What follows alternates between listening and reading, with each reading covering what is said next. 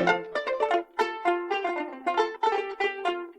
everyone, welcome back to my channel. It's Stephanie. Thank you for joining me. Today is May 30th, and I've really enjoyed Stitch Mania and seeing people start all sorts of things. I think I get more exposure to cross-stitch patterns and the great variety of stitching that we have out there in our community in May more than any other time of year, because people are reaching far and wide into their stashes and pulling out things that I've never seen before. You feel like you've seen it all. You never have. And I think that's what's really fun about Stitch Mania.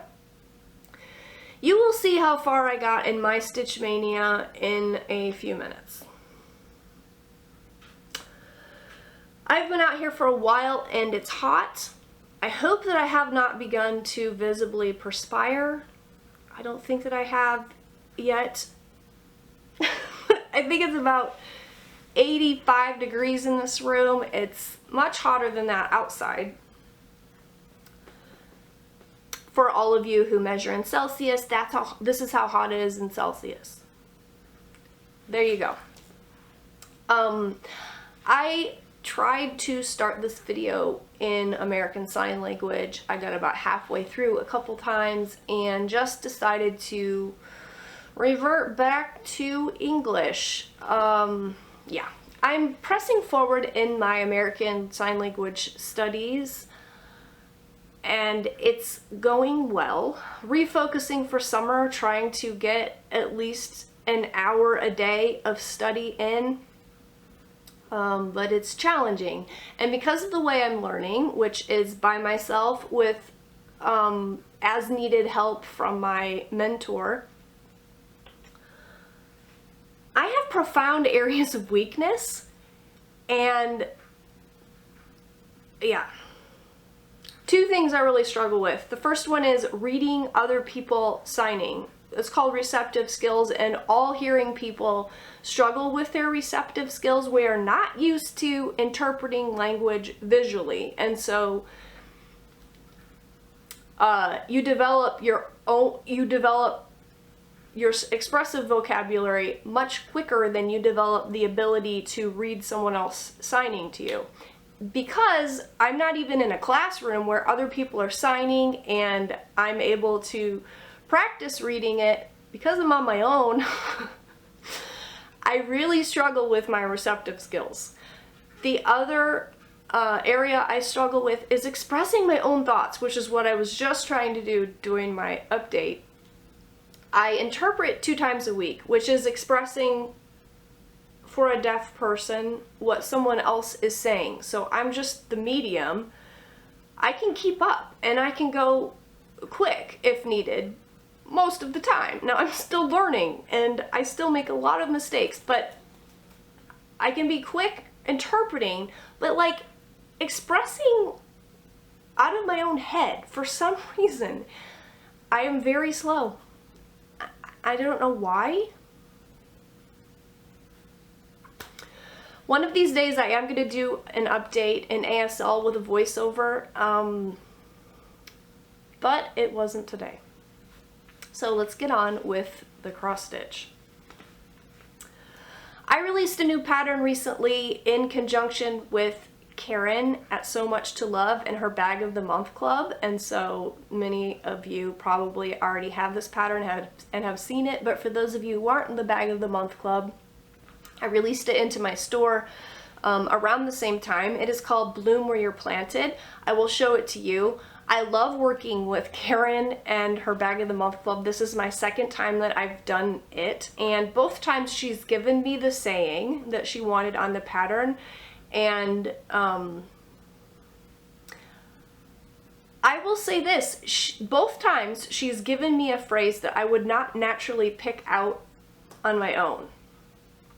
And it's not that it's anything bad, by no means.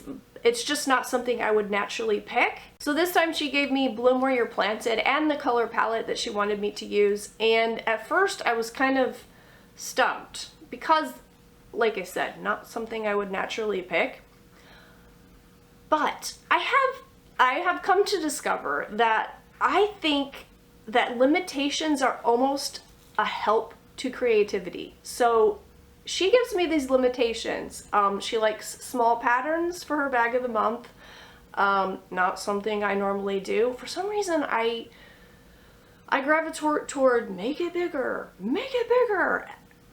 Smalls are good. Smalls are nice. I like stitching smalls. I don't know why I don't tend to design smalls. So it needs to be small. This is the saying, and I like these colors. I think it forces you to be more creative. And so I really like designing for Karen because I like what I have produced out of these limitations. It's almost overwhelming to have no limitations when you're saying, design whatever you want on whatever color you want using any of these 1,000 overdyed threads. It's almost overwhelming to me if I don't have a preconceived direction to open up my suitcase of overdyed threads and go, what am I going to do?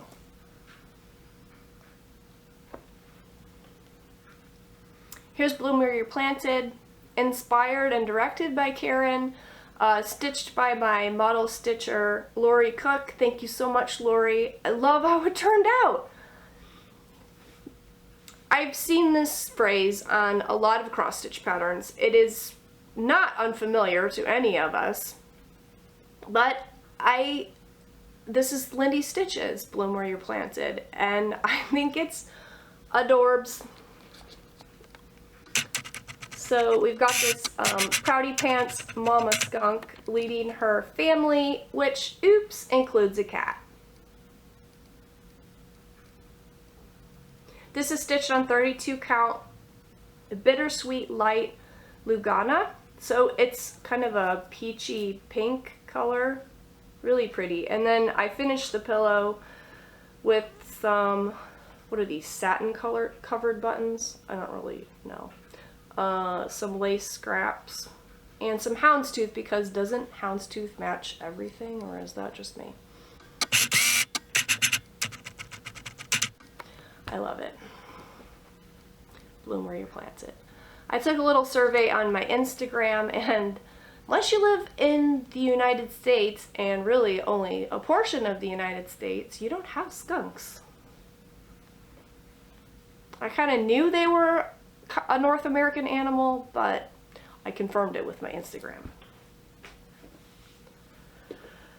Okay, let's do Stitch Mania next. So I started 3 projects, which I know is no big deal. Some of you start 3 projects on a normal cross-stitching week during the year.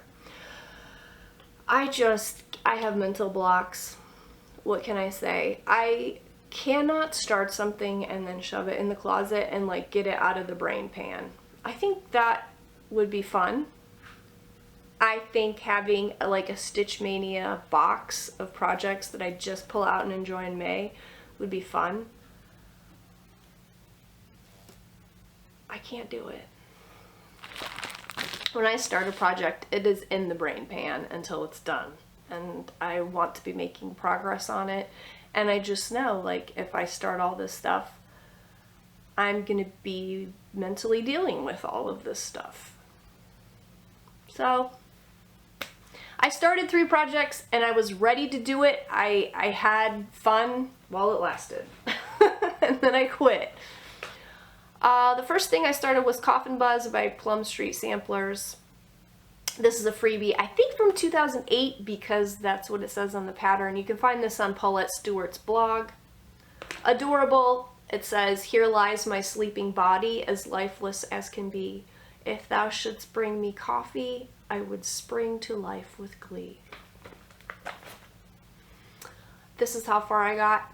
I'm doing it on 32 count dark cobblestone Lugana with floss called Fresh Wool from Color and Cotton. And I think I have another line of, I'm almost done with the poem. I think I have 2 lines left. So I'm seeing the finish line on this one already. This does work up quickly. I know a lot of people are like, this is so quick. And then you start it and you're like, quick and what world exactly. This is quick. It's a good waiting room project because it's pretty easy. Second thing I started was my Family Circle crewel kit. This is the first time I've done crewel embroidery. Here's what it's going to look like. It's just called Poppies. I love the colors. They are very 70s. Fresh and cheerful. Crewel. I have never done crewel before. It doesn't seem too hard. I don't know that I don't know how someone would fare if they never did needle crafting before and they picked this up. I mean, you know how the directions can be, and even the dimensions kits, you know, the diagrams where you're like, really? These are all different diagrams for stitches. I did end up watching YouTube a couple times because, you know, these diagrams are really not worth a whole lot. I was flying by the seat of my pants. Not extremely, but there were definitely points where I was, I don't think I'm doing this right. You're filling in these spaces with yarn. So this is how far I got. This is probably 3 hours of work. So not bad. I mean, it's going quickly. I definitely couldn't cover that much surface area with cross stitch in 3 hours. And I don't think this is going to be a long, laborious project. But you're filling in these spaces with yarn, which requires you to choose a direction, right? Or choose how far your stitch is going to go. I don't know. I mean, I can definitely like zoom in on this and like see kind of whatever stitcher did when they did it. Whether they went across the whole surface area with one stitch or they broke it up. Where I need to break it up is where I'm running into, like, I don't know what I'm doing. So this petal is like terrible. And I think if I have more of this color yarn, I will redo it because it looks kind of awful. I don't know. So I'm kind of making this up as I go along if I don't know what I'm doing. I will say that Lazy Daisies and French knots using yarn are so delightful.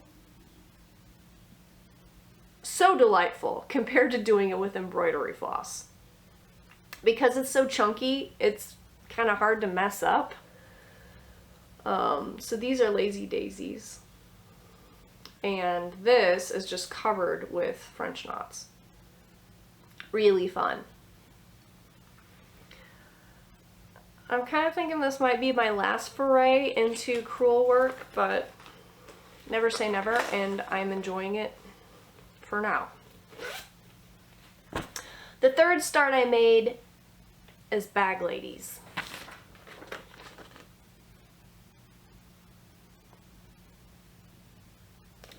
I just love this. The last minute I decided to change the fabric. It is done on like a dusty blue Aida, and I decided to change it to, this green Aida that I had in my stash, and I think it's going to kind of pop a little bit better off of this lighter color. But I stitched a bag. There is a bag. I was hoping that I was going to wake up and find a cat sitting in it. I don't think that you can catch stitched cats, which is unfortunate. But I'm having fun with that. Those are all the starts that I made. I think one of my planning errors for Stitch Mania was I did not choose a variety of projects. I like to have different types of projects on the go. So this obviously is a very different project than this. But 7 out of the 10 projects that I chose were this: color changing, strict graph observation, back stitching. 7 out of 10 were this type of project. And all of my other whips that I already have going, my winter sampler, my autumn cat sampler, and especially my Chatelaine, all the same kind of project. Color changes, strict graph observation, and backstitch. I mean, my Chatelaine is kind of way on the spectrum. I should have chosen a greater variety of projects, especially down on the easier end of things. I know from experience that if all of my projects are the same type of stitching, I run out of steam. And so I think that's not why I didn't get very far on my starts. Never felt like starting that quail. I don't know why. It just never was quail day. So that's what I did, and I think I made a wise choice. I did make one finish, which I would like to show to you. It's not completely an FFO, but it is a pattern by the Sampler Girl. And it says, and my hair was at least tidy, which was all my ambition. Jane Austen, 1800. I love this. I chose my own colors, and I love how it turned out. This is on Silvery Gray Lugana, and it's adorable. It's going to be a present for one of my friends. Cute and funny. The Sampler Girl has a lot of great Jane Austen quotes. I made some progress on my winter sampler, which is what I switched to after I had made all of my Stitch Mania starts. I've been feeling Christmas lately, which is really weird for me. I normally completely veto Christmas and all thoughts of Christmas until after Thanksgiving. For whatever reason, we started singing a song from White Christmas, and ever since then I've been like, yeah, Christmas. Christmas is awesome. So I picked up my winter sampler. Here it is. If you'll remember, I adopted this from Nell at Little House Crafts, and she had stitched the top half but not back stitched it, and I've been working on it since then. And it's been a joy. I really enjoy this project. I made a lot of progress, and I'm not being sarcastic. The problem with being a dry, sarcastic person is people don't really know when you're serious. I made a lot of progress on this one. I had stitched Ethiopian Santa, but not back stitched him, which was great. You know, thank you so much, past Stephanie. That was a really nice decision. To stitch something, but not back stitch it. So I picked him up again and back stitched him, which took nigh unto forever. And I also added this mistletoe, the ribbon, the bottom, the gingerbread man. For some reason, the gingerbread man is my least favorite part of this pattern. I don't know why. I don't have like a prejudice against men made of gingerbread, but I just don't like him. Just, I don't know. He looks kooky to me. But he's there. Now, I only have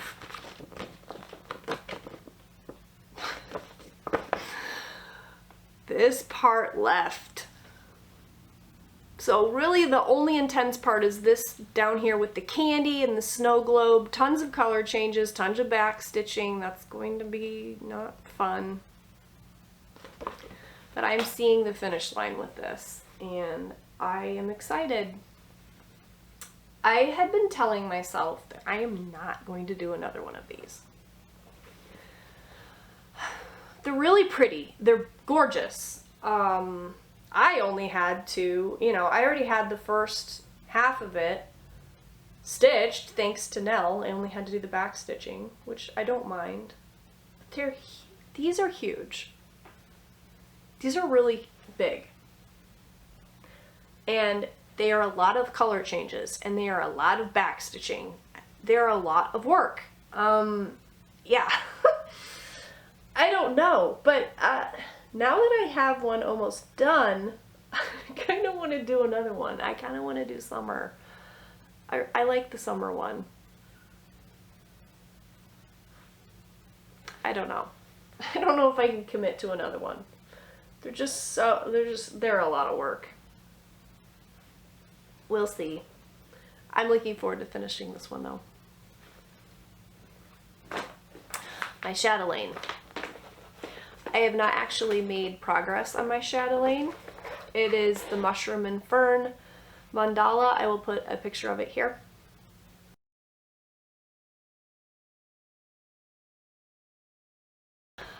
I've been waiting for a tree color from Gentle Arts for, I think, probably 5 months. They had to redo a lot of their colors. I think most of you already know about the issues the Gentle Art was having. But I had picked out a color from them for my trees. I need a lot of floss for the trees. And I picked the color out based on a skein that I already had. Thought it would be perfect. And the skein I already had, I think, would have been perfect if the color that I got in the mail would have matched.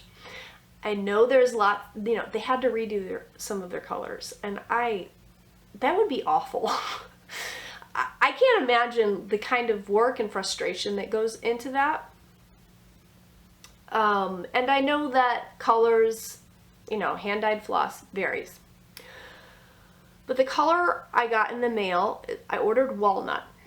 The color I got in the mail was just, it was not the same as the skein that I had. And it just was off enough to where now I'm not sure if I want to use this color. I keep pulling it out and laying all this floss down in tree shapes and going back and forth. So here's my Chatelaine. There are 4 huge trees that branch out from each corner. And I'll just try to show you how this color looks.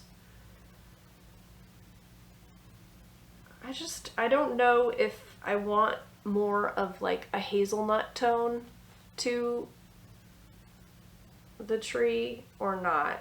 I'm just unsure. I think I'm going to have to just stitch some of it in and see how I feel, because these are 10-yard skeins and I would hate to, I'd hate to have these just sitting around, but I'd also hate to have a Chatelaine with 4 giant trees in not a great color. So I'm not sure what to do. I'm going to try to give you maybe a better view. I think that's coming up pretty true to life. I don't know. I'm not even sure why I'm unsure about it. I don't know.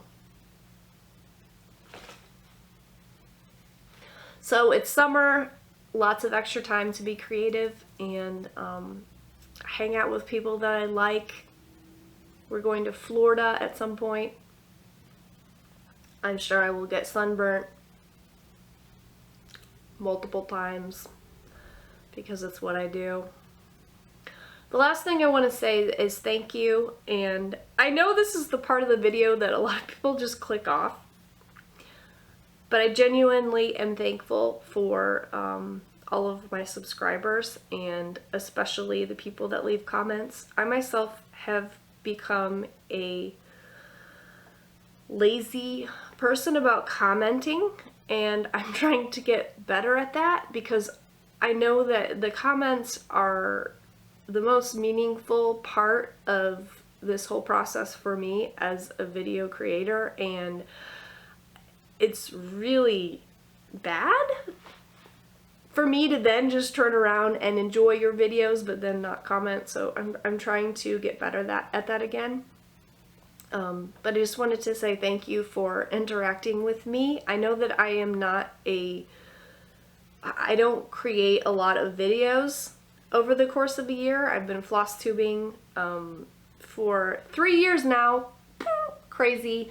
But I don't get very many videos out. And many people that have only been floss tubing for 6 months or 1 year already, you know, passed me an amount of videos. But I just thank you for your friendship and the fact that you keep coming back to watch and comment and encourage me and interact with me.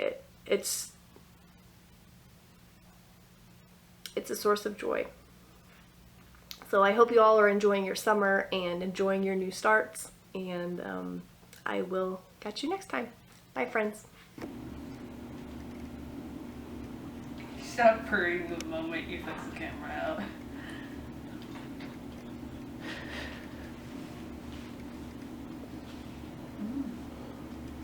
Yes. Oh, feels so good.